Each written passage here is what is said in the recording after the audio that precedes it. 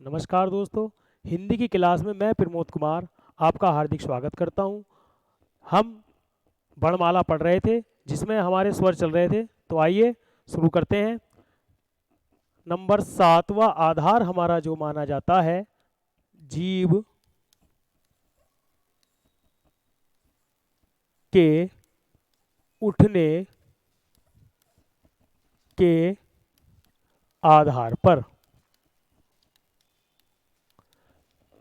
देखिए, एक हमने पढ़े थे अग्रस्वर, मध्य स्वर और पस्वर। वो थे हमारे जीव के भाग या स्थान के आधार पर। यानी अग्र का मतलब बे स्वर जो जीव के अग्रभाग से उच्चारित होते हैं, मध्य स्वर जिनका उच्चारण जीव के मध्य भाग से होता है, और पस्वर जो जीव के पिछले भाग से होते हैं। लेकिन यहाँ पर हम बात कर रहे हैं किसकी? जीव के उठने के आधार पर, यानी मुख के खुलने के आधार पर भी आप कह सकते हैं। तो जीव के उठने के आधार पर स्वरों को 4 भागों में बांटा गया है। कितने भागों में बांटा गया है? 4। देखिए, सबसे पहले आता है आपका संवृत स्वर। ठीक है, और इसके बाद में आता है आपका नंबर 2 विवृत स्वर। सबसे पहला भाग है संवृत स्वर, दूसरा भाग है विवृत स्वर, और तीसरा भाग हमारा आता है अर्ध संवृत स्वर, और चौथा भाग हमारा आता है अर्ध विवृत स्वर। देखिए, ये है जीव के उठने के आधार पर।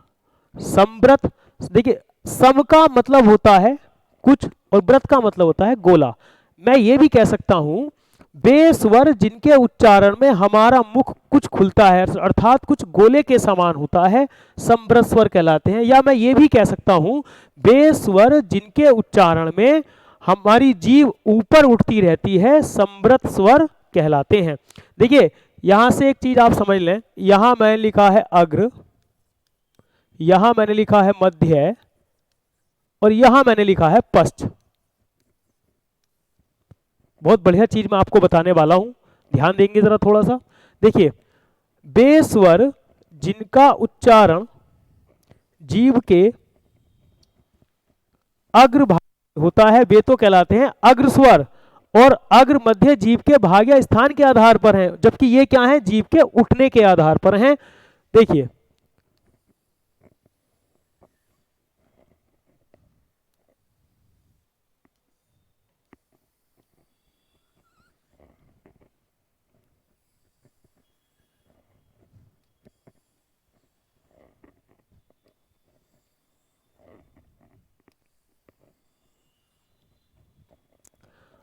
अगर मैं संवृत स्वर की बात करूं तो बे स्वर जिनके उच्चारण में हमारी जीभ ऊपर उठती रहती है संवृत स्वर कहलाते हैं।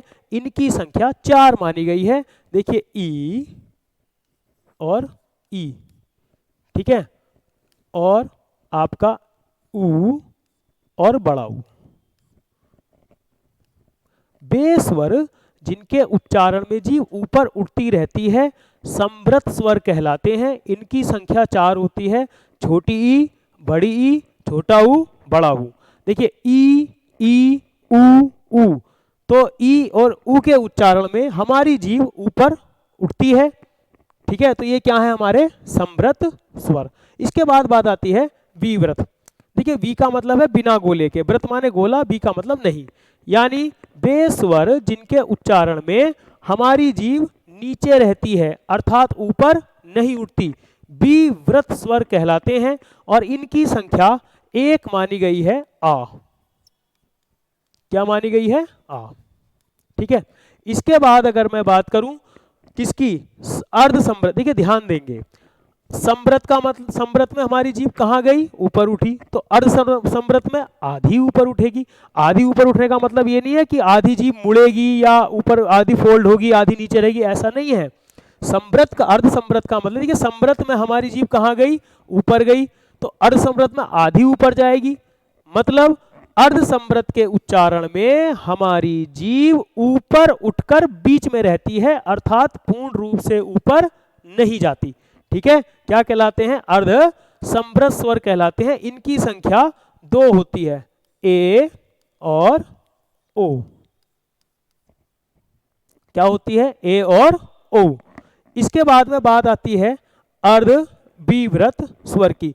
तो वे स्वर जिन, देखिए, संवृत में ऊपर उठी, विव्रत में नीचे रही, अर्ध संवृत में ऊपर उठकर बीच में गई, तो विव्रत में नीचे रहकर बीच में रहती है। यानी वे स्वर जिनके उच्चारण में जीभ ऊपर नहीं उठती, अर्थात नीचे रहकर बीच में रहती है, पूर्ण रूप से नीचे नहीं गिरती, क्या कहलाते हैं? अर्ध विव्रत स्वर कहलाते हैं।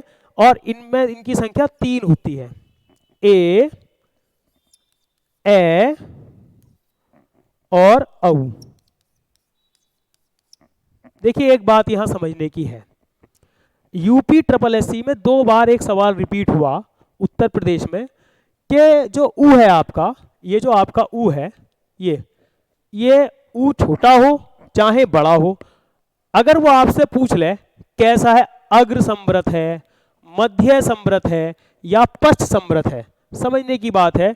जब हमने अग्र, मध्य और पश्च पढ़े थे, तो अग्र में हमने किनको रखा था? ई, ए, ऐ। और हमने पश्च में किसको रखा था? ऊ और ओ और औ को रखा था।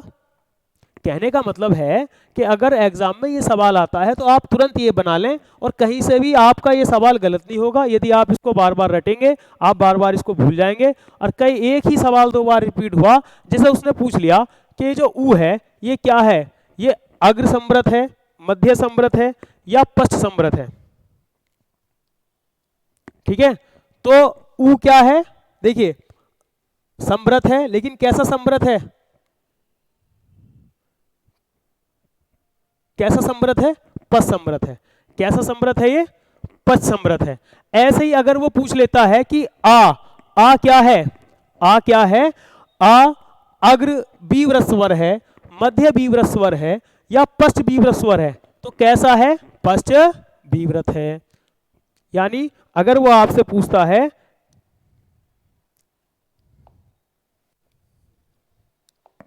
कि आ कैसा स्वर है, तो ये पश्च विव्रत है। कैसा स्वर है? पश्च विव्रत है। अगर वो आपसे पूछता है अर्ध संवृत स्वर है, मान लीजिए वो आपसे पूछ ले कि ए अग्र अर्ध संवृत है, मध्य अग्र संवृत है या पश्च अर्ध संवृत है, तो दोनों चीज मिक्सअप करके वो पूछता है। कई बार पूछा गया है। उसका सही तरीका ये है, आप इसको तुरंत देख लें, बना लें, और जैसे ही एग्जाम में आपसे कुछ पूछा जाए तो आप इसको बना करके कर सकते हैं। देखिए, तरीका ये है, ये हमारे अग्र स्वर हैं, ये हमारे मध्य स्वर है, मध्य स्वर या केंद्रीय स्वर एक ही है, ए, और ये हमारा पश्च स्वर है। एक बात का ध्यान रखेंगे, जहां हमने ओ को रखा है वहां मैं आगत स्वर को भी रख सकता हूं। ठीक है, किसको? आगत स्वर को भी मैं यहां पर रख सकता हूं। ऐसा ये नहीं है, आप ये नहीं कहेंगे कि ओ यानी जो पश्च संवृत स्वरों की संख्या है वो 3 हो गई, नहीं, संख्या 2 ही रहेगी। आगत स्वर आधे ओ का उच्चारण देता है, इसलिए हम इसको यहां पर रख सकते हैं। ठीक है, लेकिन संख्या इसकी 2 ही है। क्लियर है? चलिए आगे चलते हैं। अब बात आती है, कितने स्वर थे हमारे? 11। कितने आधारों पर बांटे गए थे? 7 आधार हमने पढ़ लिए। अब हम बात करते हैं किसकी? स्वरों के उच्चारण स्थान की। कभी कभी वो ये बात भी पूछ लेता है कि कौन से स्वर का कौन सा उच्चारण स्थान है। देखिए, सबसे पहले बात आती है ए और आ। अगर मैं इनकी बात करूं, अगर मैं बात करूं ई और बड़ी की, अगर बात करूं मैं ऊ और बड़ा ऊ, अगर बात करूं मैं रे ऋषि की, अगर बात करूं मैं किसकी? ए की,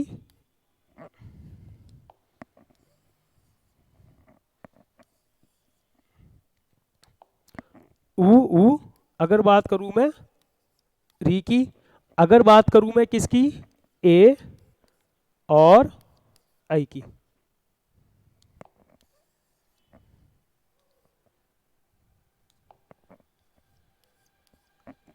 देखिए ए और आ, बोलिए ए, मैंने कहा ए तो कहां से आवाज हुई, कंठ से, कहां से आई, गले से, कंठ से, तो ए और आ क्या है, कंठी है, यानी इनके उच्चारण में कहां से ध्वनि निकलती है, कंठ से। ई और ई क्या है, तालव्य है। ऊ और ऊ क्या है, ओष्ठ्य है। देखिए जब हमने ऊ की बात करी तो ऊ ऊ, जब हमने ऊ का उच्चारण किया तो हमारे होठ मूवमेंट किए, गति की, यानी गोला बनाया, इसलिए इन्हें हमने क्या कहा था, व्रतमुखी स्वर भी कहा था। बे स्वर जिनके उच्चारण में हमारे होठ गोलाकार या वृत्ताकार अवस्था में होते हैं व्रतमुखी स्वर कहलाते हैं, जैसे ऊ ओ औ। तो यहां पर इनका उच्चारण स्थान क्या हो गया, ओष्ठ्य। अगर बात करूं मैं किसकी, री की, तो री क्या है, मूर्धन्य। क्या है री का उच्चारण स्थान, मूर्धन्य। मूर्धा का मतलब होता है पिछले ऊपरी तालु का पिछला भाग, या पिछली ऊपरी तालु की छत को भी हम कह सकते हैं, यानी ऊपरी तालु का पिछला भाग मूर्धा कहलाता है। इसके बाद में बात आती है ए और ए की, कंठ तालव्य, यानी ए और ए के उच्चारण में कंठ और तालु दोनों का उपयोग किया जाता है, यानी जो है आवाज है वो दोनों जगह से आती है। देखिए कंठ तालव्य, ए ऐ, कंठ का यूज भी हुआ और जीभ का पिछला भाग तालु पर लगा, इसलिए हमने इनको क्या कह दिया, कंठ तालव्य। इसके बाद में बात आती है ओ और औ की,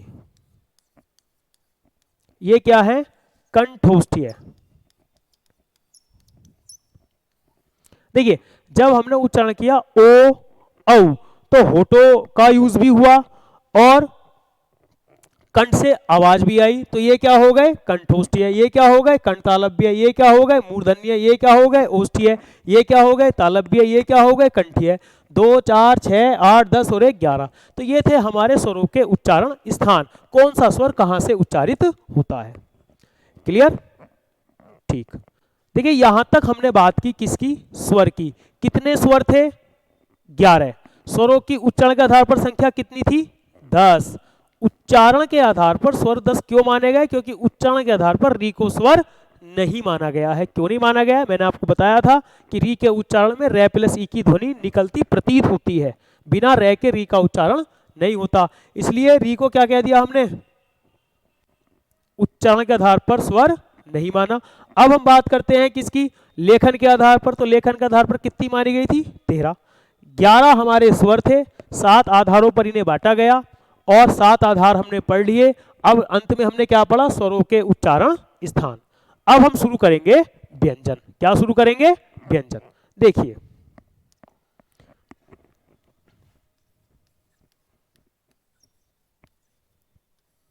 व्यंजन, हिंदी वर्णमाला में व्यंजन की संख्या कितनी मानी गई है, 41, 41। कितनी मानी गई है, 41। अब देखिए पहले हम बात करेंगे व्यंजन की। व्यंजन है क्या, क्या है व्यंजन, किसे हम व्यंजन कहेंगे।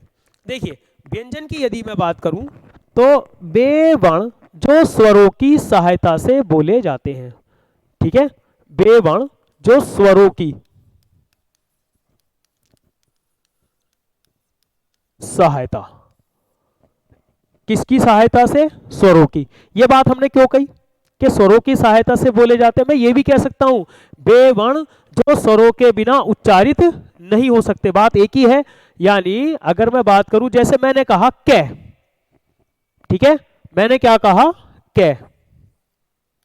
अगर मैंने लिखा चे, मैंने लिखा टे, मैंने लिखा ते, मैंने लिखा पे, ठीक है।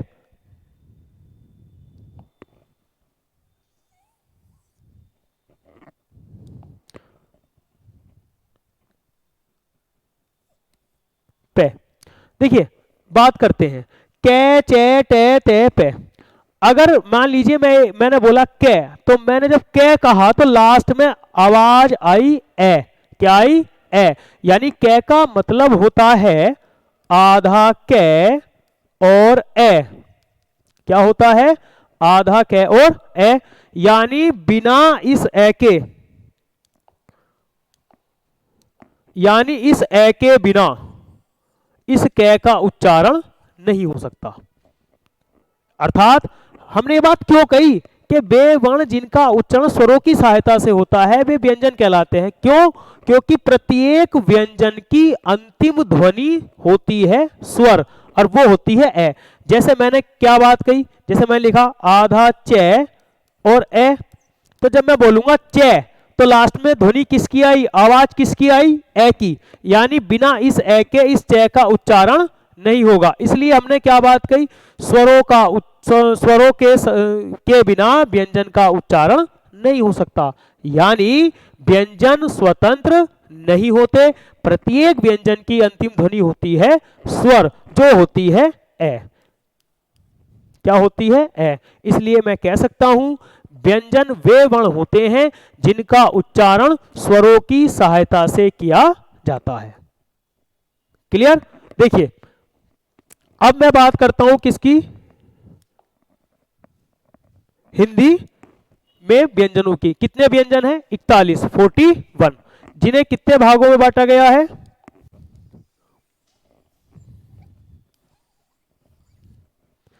इन 41 व्यंजनों को 4 भागों में बांटा गया है। सबसे पहली बात आती है किसकी, मूल व्यंजन।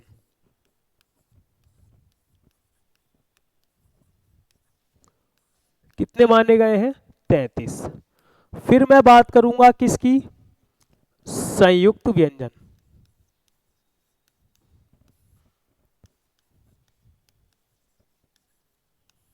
फिर हम बात करेंगे किसकी, अनुस्वार या अयोगवाह। ठीक है। फिर हम बात किसकी करेंगे, उत्क्षिप्त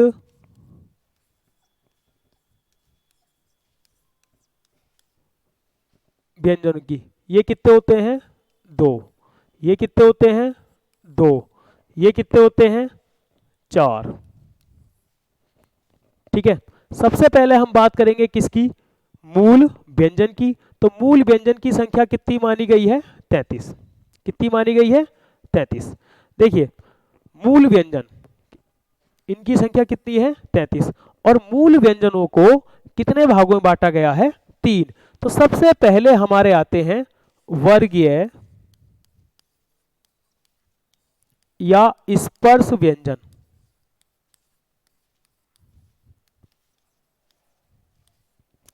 वर्गीय या स्पर्श व्यंजन, इनकी संख्या कितनी मानी गई है? 25। इसके बाद हमारे आते हैं अंतस्थ व्यंजन।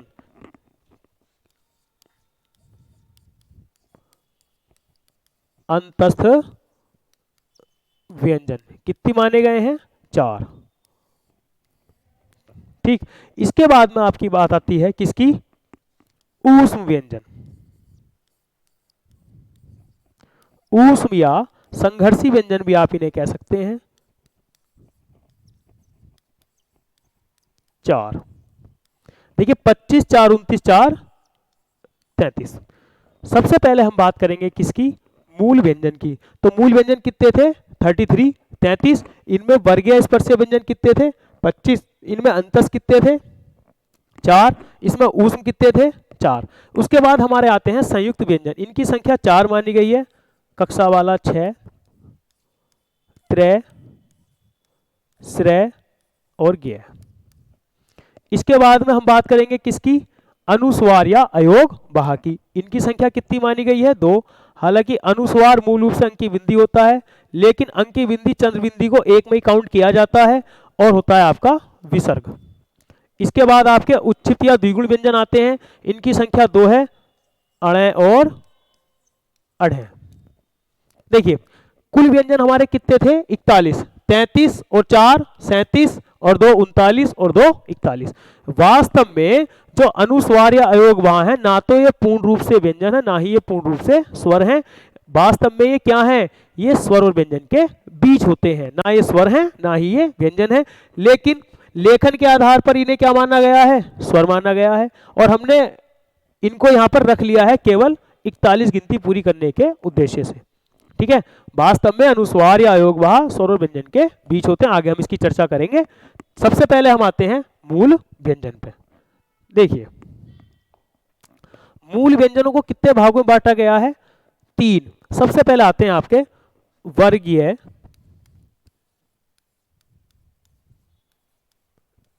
या स्पर्श व्यंजन।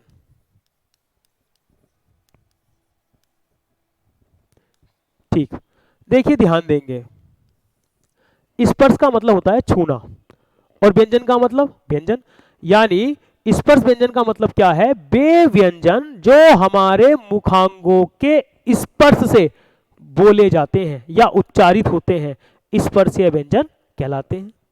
ठीक, ये कै वर्ग, चै वर्ग, टै वर्ग, तै वर्ग, पै वर्ग, कै चै टै तै पै वर्गों में विभाजित होने के कारण वर्गीय व्यंजन भी कहलाते हैं। वे व्यंजन, मैं दोबारा बता रहा हूं, वे व्यंजन जिनका उच्चारण हमारे मुखांगों के स्पर्श से होता है, स्पर्शीय व्यंजन कहलाते हैं। ये कै वर्ग, चै वर्ग, तै वर्ग, पै वर्ग, कै चै टै तै पै वर्गों में विभाजित होने के कारण वर्गीय व्यंजन भी कहलाते हैं। इनकी संख्या 25 होती है। क्या होती है? 25 होती है। देखिए, सबसे पहला आता है आपका कै वर्ग। अगर मैं कै वर्ग की बात करूं तो कै, खे, गे, घे, णे। अगर बात करूं मैं किसकी? चै वर्ग की, तो चै, छे, जै, झे, ण्य। अगर बात करूं मैं किसकी? टै वर्ग की, टै, ठे, डै, ढे, णे। अगर बात करूं मैं किसकी? कै चै टै तै वर्ग की, तै, थे, दे, धे, ने। अगर बात करूं मैं किसकी? अगर हम बात करें किसकी? पै वर्ग की, तो पै वर्ग, पै, फै, बै,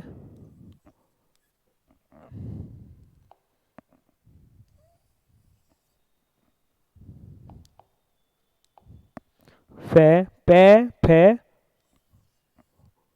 बै,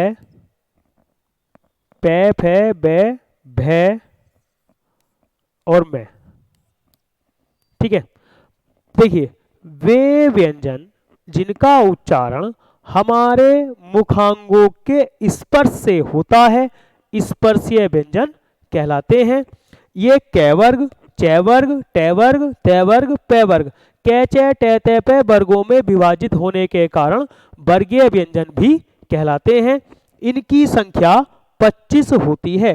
देखिए, यदि मैं बात करूं इनके उच्चारण स्थान की, तो हमारा जो कै वर्ग है ये कंठीय होता है।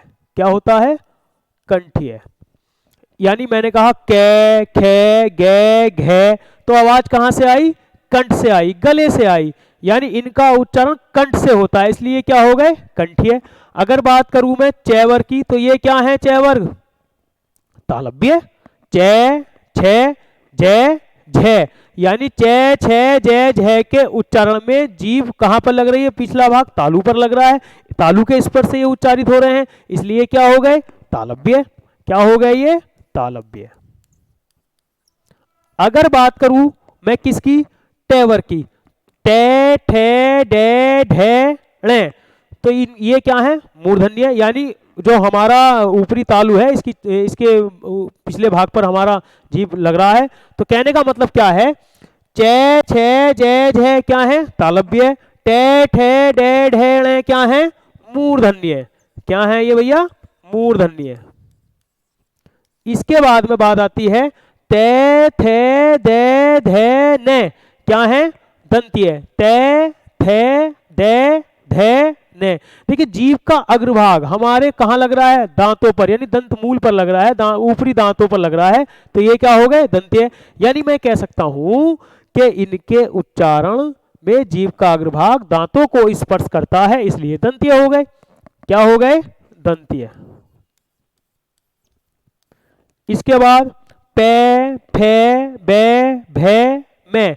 पे, फे, देखिए हमारे जो होठ हैं वो आपस में टच हो रहे हैं, मिल रहे हैं, यानी इनका उच्चारण होठों से हो रहा है। पे, क्या ऐसा संभव है कि आप होठों को बिना टच किए पे और फे बोल दें, नहीं बोल सकते। कहने का मतलब क्या है, पे, फे, बे, भे, में, तो पे, फे, बे, भे, में होठों से बोले जा रहे हैं, होठों का स्पर्श हो रहा है, तो इसलिए क्या हो गए, ओष्ठ्य। क्या हो गए ये, ओष्ठ्य।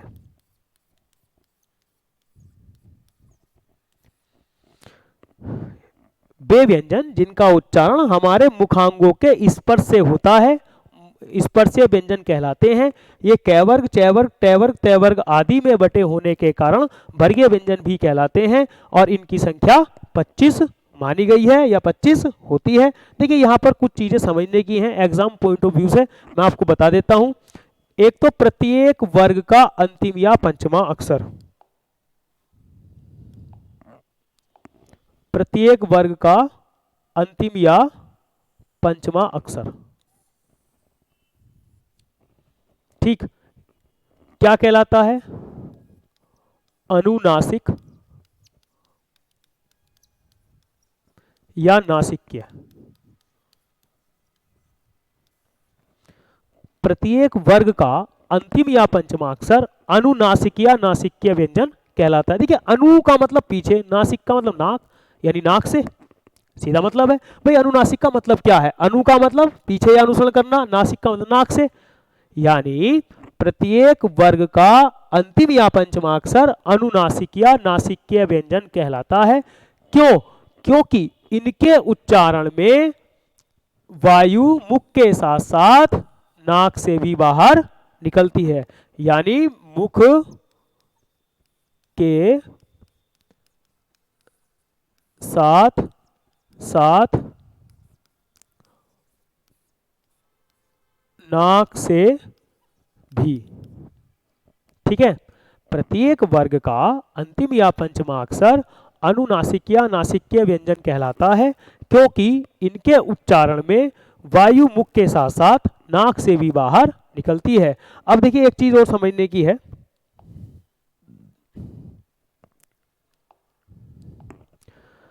चे, छे, जे, झे, ये जो हमारे चार वर्ण हैं, चे, छे, जे, झे, क्या है, ये स्पर्श व्यंजन है।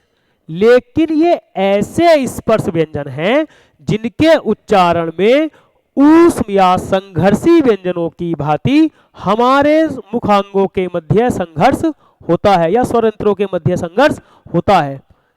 दोबारा सुनेंगे, चे, छे, जे, झे ऐसे स्पर्श व्यंजन हैं जिनके उच्चारण में ऊष्म या संघर्षी व्यंजनों की भांति हमारे स्वरयंत्रों के मध्य संघर्ष होता है, ठीक, इसलिए हम इन्हें स्पर्श संघर्षी व्यंजन भी कहते हैं। क्या कहते हैं, स्पर्श संघर्षी।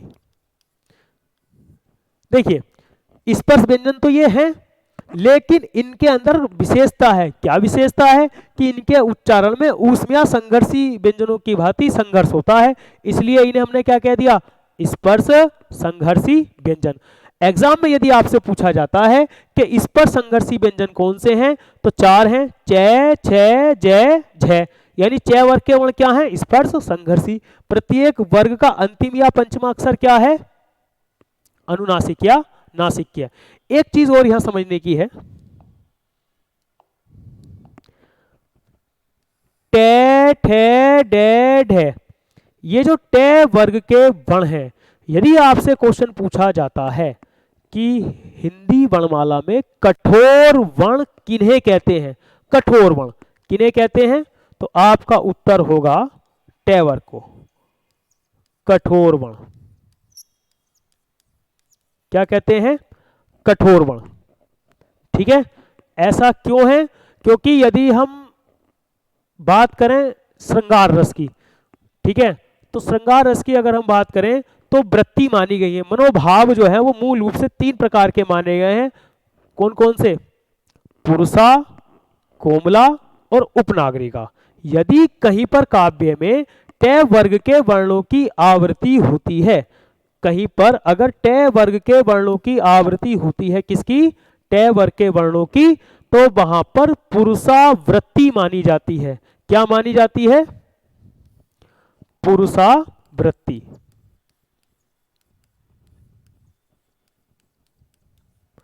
इस आधार पर मैं ये कह सकता हूं कि इन्हें कठोर वर्ण माना गया है। यानी अगर कहीं पर आपसे पूछा जाता है कि कठोर वर्ण कौन से हैं, तो आपका उत्तर होगा टे, ठे, डे, ढे। टे वर्ग के वर्णों को कठोर वर्ण कहते हैं, क्योंकि जहां टे वर्ग के वर्णों का उच्चारण होता है वहां पर पुरुषावृत्ति होती है। इस आधार पर टे वर्ग के वर्णों को कठोर वर्ण माना गया है। च, छ, ज, झ को इस पर संघर्षी। प्रत्येक वर्ग का अंतिम या पंचमा अक्षर क्या कहलाता है? अनुनासिक या नासिक्य। तो वर्गीय स्पर्शीय व्यंजन हमारे 25 थे जो आपके सामने हैं। क्लियर? ठीक।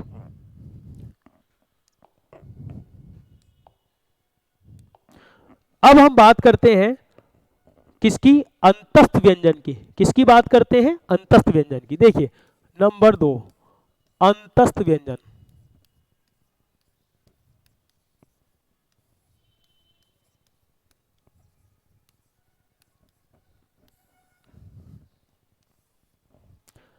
देखिए एक बात समझिए, इनका नाम अंतस्थ ही क्यों रखा गया? क्या मतलब है अंतस्थ का? इनका कुछ और नाम भी आप रख सकते थे। क्यों भाई इनका नाम हमने क्या रखा? अंतस्थ व्यंजन रखा। तो अंतस्थ ही क्यों रखा गया? देखिए अंतस्थ जो शब्द है इसका मतलब होता है बीच में। क्या मतलब होता है? बीच में। ना इधर ना उधर, कहां? बिल्कुल बीच में। यानी अंतस्थ का शाब्दिक अर्थ होता है बीच में, ना प्रारंभ में ना अंत में, अर्थात बिल्कुल मिडिल में, मध्य में, केंद्र में या बीच में। इसलिए इन्हें अंतस्थ व्यंजन कहते हैं। वास्तव में अंतस्थ व्यंजन किसके? वर्गीय या स्पर्श व्यंजन और ऊष्म व्यंजन, वर्गीय या स्पर्श व्यंजन और ऊष्म व्यंजन के बीच होते हैं। यानी ना पहले ना बाद में, यानी वर्गीय, स्पर्श और ऊष्म व्यंजन के बीच होते हैं। इसलिए इन्हें क्या नाम दिया गया? अंतस्थ व्यंजन दिया गया। मध्य में। किसके मध्य होते हैं? वर्गीय और ऊष्म व्यंजन के बीच होते हैं, इसलिए इन्हें नाम दिया गया अंतस्थ व्यंजन। इतनी बात क्लियर है? अब देखिए अंतस्थ व्यंजन की जो संख्या है वो 4 मानी गई है। कितनी मानी गई है? 4। य, रे, ले और वे। कितनी मानी गई है? 4। य, रे, ले, वे। ठीक है। अब हम बात करते हैं सबसे पहले इनके उच्चारण स्थान की।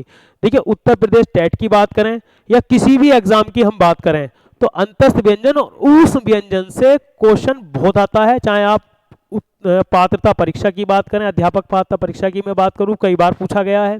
चाहे मैं यूपी SSS की बात करूं, बहुत एग्जाम में, चाहे उत्तर प्रदेश पुलिस की हम बात करें, चाहे हम SI लेवल की बात करें, अंतस्थ व्यंजन और ऊष्म व्यंजन से कई बार सवाल पूछे गए हैं।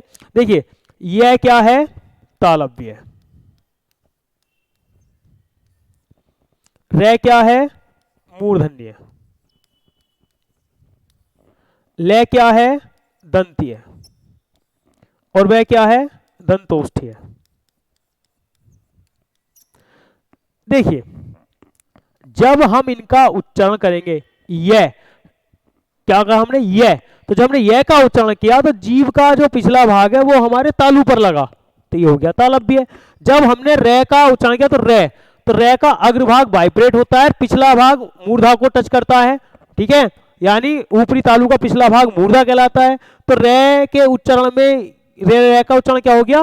मूर्धन्य हो गया। अगर मैं बात करूं ले, तो ले क्या है? दंतीय। ले, अगर हम बोलेंगे ले तो हमारे जीभ का अग्रभाग ऊपरी दांत पर लगेगा, ऊपरी मसूड़े पर लगेगा, दंत मूल पर लगेगा, इसलिए ले क्या हो गया, दंतीय। इसके बाद हम बात करते हैं दंत ओष्ठीय। बै, ये क्या है, वह।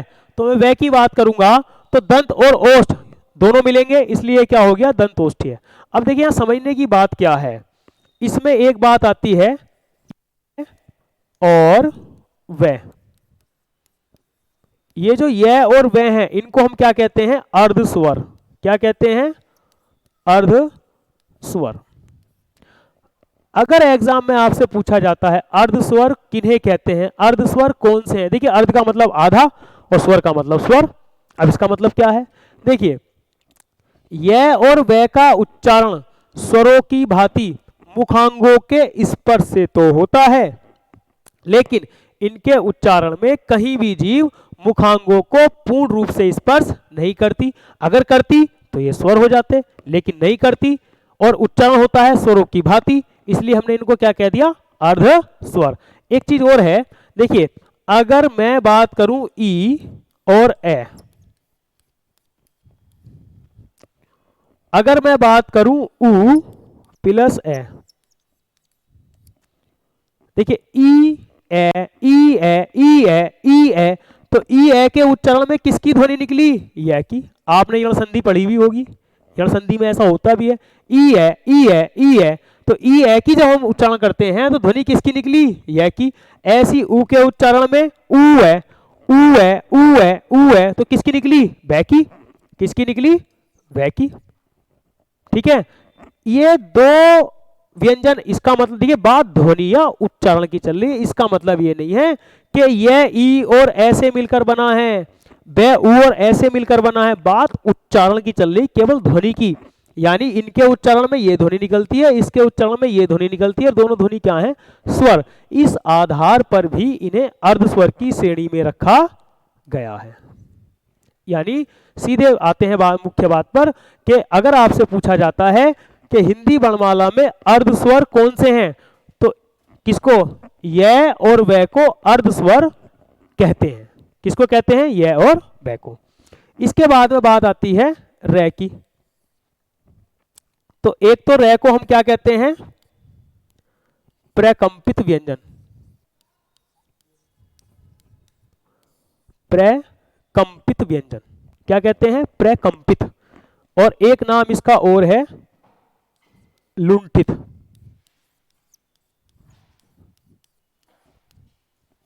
देखिए बोलिए रै, रै, तो जब हमने रै का उच्चारण किया तो जीभ का जो अग्रभाग था वो वाइब्रेट हुआ, रै हुआ वाइब्रेट नहीं, तो रै के उच्चारण में जीभ का अग्रभाग वाइब्रेट होता है, कंपन करता है। ठीक है, इसलिए रै को प्रकंपित व्यंजन कहते हैं। ठीक, अगर मैं बात करूं लुंठित की, तो रै के उच्चारण में जीभ का अग्रभाग लुढ़कता है, इसलिए रै को लुंठित व्यंजन भी कहते हैं। अगर आपसे पूछा जाता है कि प्रकंपित या लुंठित व्यंजन किसे कहते हैं, तो आपका उत्तर होगा रै। ठीक है, इसके बाद में बात आती है लय की। पार्श्विक व्यंजन क्या कहते हैं, पार्श्विक व्यंजन। अगर देखिए पार्श्व का, आपने जब आप कोई भी सवाल करते हैं, मैथ में आप सवाल करते हैं, रेखा गणित पढ़ते हैं, भुजाओं की अगर मैं बात करूं तो एक होती है सम्मुख भुजा। तो सम्मुख भुजा का मतलब होता है आमने सामने की भुजा, और एक होती है पार्श्व भुजा। तो पार्श्व का मतलब होता है दोनों ओर, इधर की और इधर की। तो यहाँ क्या लिख रहा है, पार्श्विक। तो पार्श्विक शब्द जो है उसका मतलब होता है दोनों ओर।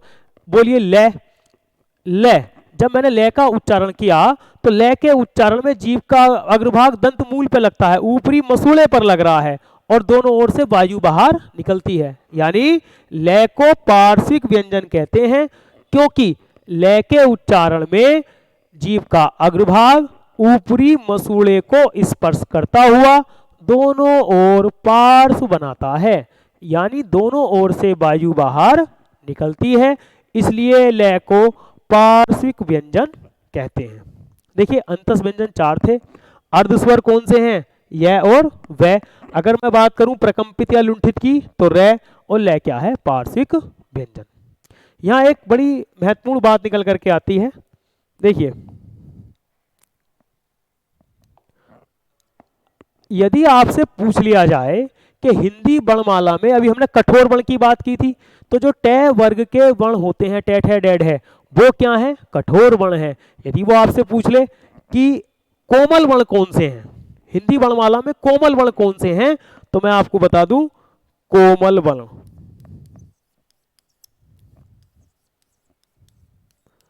य रे ले वे, यानी य रे ले वे को कोमल वर्ण कहते हैं। क्यों कहते हैं? क्योंकि जहां काव्य में, अगर मैं रस की बात करूं तो जहां काव्य में य रे ले वे वर्णों की आवृत्ति होती है तो वहां कोमलावृत्ति मानी जाती है। इस आधार पर य रे ले वे को कोमल वर्ण कहते हैं। आपसे पूछा जाता है कि कोमल वर्ण किसे कहते हैं, तो य रे ले वे। आपसे पूछा जाता है कठोर वर्ण किसे कहते हैं, तो ट ठ डेढ़ है। एक और बात यहां महत्वपूर्ण है, एक बात और यहां महत्वपूर्ण है, देखिए हम बात कर रहे थे किसकी? कोमल वर्ण की। तो अगर कहीं पर काव्य में य रे ले वे वर्णों की आवृत्ति होती है तो वहां कोमलावृत्ति होती है। इस आधार पर य रे ले वे को कोमल वर्ण माना गया है, कठोर वर्ण ट वर्ग के वर्णों को माना गया है। क्लियर? चलिए आगे चलते हैं। देखिए मूल व्यंजन कितने थे? 33। वर्गीय स्पर्श से कितने थे? 25।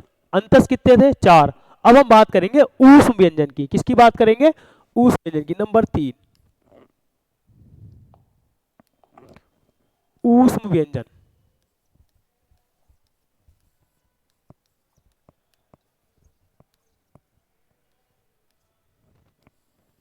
कितने होते हैं? 4। सबसे पहली बात, ऊष्म व्यंजन इनका नाम क्यों रखा गया? ऊष्म का मतलब क्या है? क्यों कहते हैं ना ऊष्म व्यंजन? देखिए ऊष्मा का मतलब क्या होता है? गर्मी। क्या होता है? गर्मी। तो यहां से एक बात तो सीधी है कि जब ऊष्म की बात कर रहा है तो गर्मी की बात करेगा। कहने का मतलब क्या है? वे व्यंजन जिनके उच्चारण में ऊष्मा या गर्मी बाहर निकलती है या उत्सर्जित होती है, क्या कहलाते हैं? ऊष्म व्यंजन कहलाते हैं। क्या कहलाते हैं? ऊष्म व्यंजन। ठीक है, मैं ये भी कह सकता हूं वे वर्ण जिनके उच्चारण में हमारे मुखांगों, जिनका उच्चारण हमारे मुखांगों के घर्षण से उत्पन्न ऊष्मा द्वारा होता है, ऊष्म व्यंजन कहलाते हैं। मैं ये भी कह सकता हूं इन्हें और क्या कहते हैं? इन्हें एक नाम और पुकारा जाता है संघर्षी व्यंजन। संघर्षी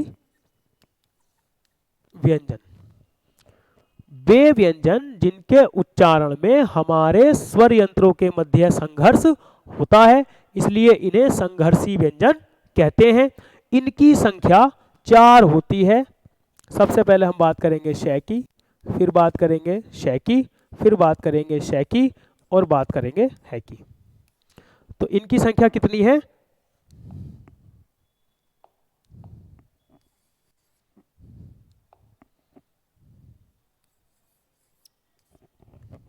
इनकी संख्या कितनी है? 4। देखिए ये जो, अगर मैं बात करूं इनके उच्चारण स्थान की, तो स क्या है? तालव्य है।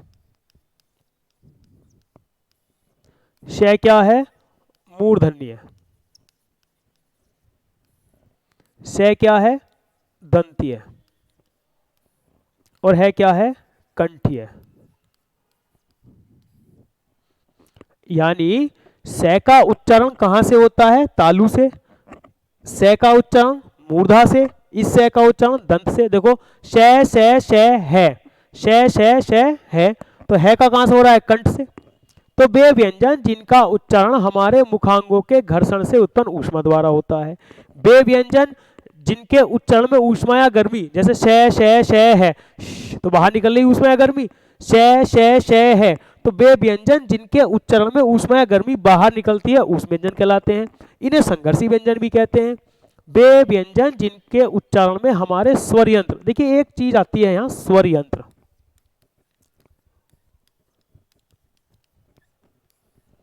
पिछली बार उत्तर प्रदेश पुलिस में एक सवाल पूछा गया, मनुष्य में ध्वनि कहाँ से उत्पन्न होती है। देखिए जो हमारा गला होता है इसको बोलते हैं हम कंठ, क्या बोलते हैं, कंठ। तो अगर हम बोलते समय यहाँ पर कोई हाथ रखते हैं तो हमें झंझनाहट महसूस होती है, कंपन महसूस होता है। तो हमारा जो गला होता है इसमें होते हैं वोकल कॉर्ड, वाक रज्जु। क्या होते हैं, वोकल कॉर्ड, जिन्हें हम कहते हैं वाक रज्जु। अगर बात करूं मैं मनुष्य की तो ये टू पेयर होते हैं, दो जोड़ी होते हैं, जिनमें एक स्थायी और एक अस्थायी होते हैं। अगर मैं बात करूं मेल की यानी पुरुष की, तो मेल के वोकल कॉर्ड जो होते हैं वो बड़े होते हैं। कैसे होते हैं, बड़े और दृढ़ होते हैं। कैसे होते हैं, बड़े और दृढ़ होते हैं, इसलिए उनकी आवाज भारी होती है, कर्कश होती है, हार्ड होती है, कठोर होती है। अगर बात करूं मैं फीमेल की, तो उनके जो वोकल कॉर्ड होते हैं वो छोटे और सॉफ्ट होते हैं, यानी मुलायम होते हैं, जिससे उनका तारत्व अधिक होता है और उनकी आवाज सुरीली होती है, मधुर होती है या बारीक होती है। देखिए जब हम किसी ढोल पर प्रहार करते हैं तो वो ढोल क्या होता है, उस पर वाइब्रेट होता है और वो ढोल कंपन पैदा करता है, उससे ध्वनि उत्पन्न होती है। सेम कंडीशन जब हम अंदर सांस लेते हैं तो अंदर जाने वाली वायु हमारे वोकल कॉर्ड वाक रज्जु पर वाइब्रेशन करती है, जिससे ध्वनि उत्पन्न होती है और हम बोलते हैं और दूसरा सुनता है। ठीक है, आपने मेंढक देखे होंगे, बरसात में जो बरसाती मेंढक होते हैं वो जितने बड़े बड़े गुब्बारे से फुला लेते हैं वो सारे मेंढक मेल होते हैं, क्योंकि फीमेल जो मेंढक होते हैं उनके वोकल कॉर्ड एक्टिवेट नहीं होते। ठीक है, तो ये स्वर यंत्र का मतलब होता है जहां से ध्वनि उत्पन्न होती है। ठीक है, अब देखिए बात करते हैं हम किसकी, है की। अगर मैं है की बात करूं तो ये जो है को हम काकल्य व्यंजन कहते हैं। क्या कहते हैं, काकल्य व्यंजन। देखिए काकल्य का मतलब क्या है, काकल्य जो शब्द है वो काकू से लिया गया है। कहां से लिया गया है, काकू। और काकू का मतलब होता है कंठ से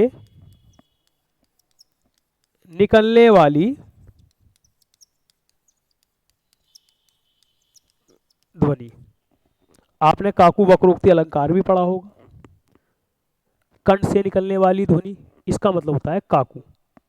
ठीक है, काकू अलंकार का मतलब होता है जहां कहा कुछ जाए और समझा कुछ जाए। काकू वक्रोक्ति, श्लेष वक्रोक्ति और काकू वक्रोक्ति, दो इसके भेद हैं। तो वक्रोक्ति अलंकार आपने पढ़ा होगा। ठीक है, तो काकू का मतलब होता है, काकल्य का मतलब होता है काकू यानी कंठ से निकलने वाली ध्वनि। देखिए इसका उच्चारण करिए, शे शे शे है, शे शे शे है। तो है के उच्चारण में अंदर से आती हुई श्वास या वायु स्वर यंत्रों के साथ संघर्ष करती हुई तीव्र गति से बाहर निकलती है, यानी अंदर से आती है,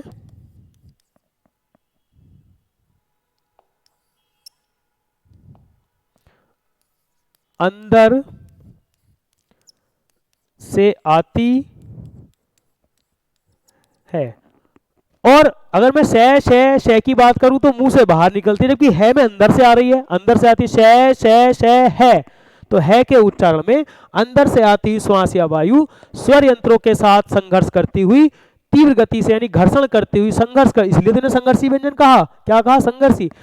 तीव्र स्वर यंत्रों के साथ संघर्ष करती हुई तीव्र गति से बाहर निकलती है, इसलिए है को काकल्य व्यंजन कहते हैं। क्या कहते हैं, काकल्य व्यंजन। अगर आपसे पूछा जाए काकल्य व्यंजन किसे कहते हैं तो आपका उत्तर होगा है। इसलिए जब हम अघोष और सघोष पढ़ते हैं तो शय को किस में रखते हैं हम, यानी इसको हम किस में रखते हैं, अघोष में, और इसको किस में रखते हैं, सघोष में। उसका यही कारण है क्योंकि अघोष और सघोष में आवाज हल्की और भारी होती है। तो है क्या है के उच्चारण में अंदर से जब वायु सांस आती है तो है के उच्चारण में आवाज अधिक भारी होती है, इसलिए तो हमने है को किस में रख दिया, सघोष में रख दिया। तो हमारे चार ये ऊष्म या संघर्षी व्यंजन थे, वे व्यंजन जिनका उच्चारण हमारे मुखांगों के घर्षण से उत्पन्न ऊष्मा द्वारा होता है, वे व्यंजन जिनके उच्चारण में हमारे स्वरयंत्रों के मध्य संघर्ष होता है, इन्हें संघर्षी व्यंजन भी कहते हैं इसलिए। और वे व्यंजन जिनके उच्चारण में ऊष्मा गर्मी बाहर निकलती है ऊष्म व्यंजन कहलाते हैं। इनकी संख्या 4 होती है। ये इनके उच्चारण स्थान है और है क्या है, आपका काकल्य व्यंजन है। क्या है काकल्य व्यंजन है। ठीक है, तो हमारे मूल व्यंजन कितने थे, 33 जिसमें वर्गीय स्पर्श से कितने थे, 25, अंतस कितने थे, 4, कितने थे अंतस, 4, और ऊष्म कितने थे, 4। ठीक है, तो 25, 4, 29, 4, 33 हमारे ये मूल व्यंजन समाप्त हुए। कल हम शुरू करेंगे आगे संयुक्त व्यंजन और उसके बाद अनुस्वार अयोगवाह फिर उच्छिद व्यंजन। ठीक है, ओके बाय।